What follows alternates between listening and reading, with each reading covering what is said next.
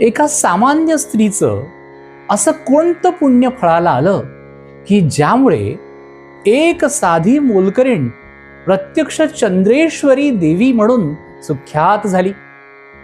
चला तर आजच्या कथेमध्ये या चंद्रेश्वरी देवीचं रहस्य जाणून घेऊयात.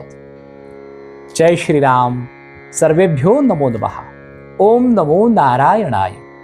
आपल्या सगळ्यांचं श्रीराम संस्कृत यूट्यूब चॅनलवर मनपूर्वक स्वागत आहे. भगवान विष्णू आणि माता लक्ष्मी यांचा सुखसंवाद चालू आहे.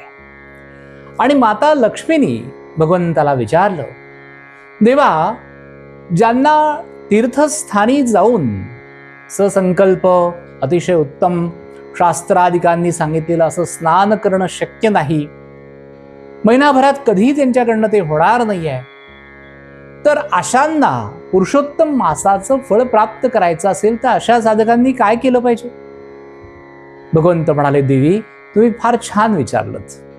तर ऐका, स्नानांचं पुण्य तर आहेच, स्नानांचं महत्व अनन्यसाधारण तर आहेच, परंतु ज्यांना ही तीर्थस्नानं घडणं शक्य नाही आहेत त्यांना या कलियुगामध्ये अत्यंत सुलभ असा एक उपाय मी तुम्हाला सांगतो.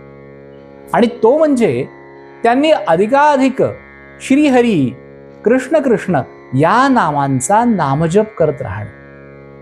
कृतयुग, त्रेतायुग, द्वापारयुग या अन्य 3 युगांमध्ये जेवढं पुण्य कित्येक वर्ष तपश्चर्या केल्यानंतर प्राप्त होतो, ते पुण्य केवळ श्रीहरी श्रीहरी या नामजपाने किंवा कृष्ण कृष्ण या नामजपाने साधकाला सहज प्राप्त होतं.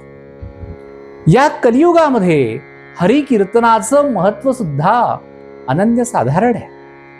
त्यामुळे सामान्य साधकांनी या पुरुषोत्तम मासामध्ये अधिकाधिक हरिकीर्तन श्रवण करावं.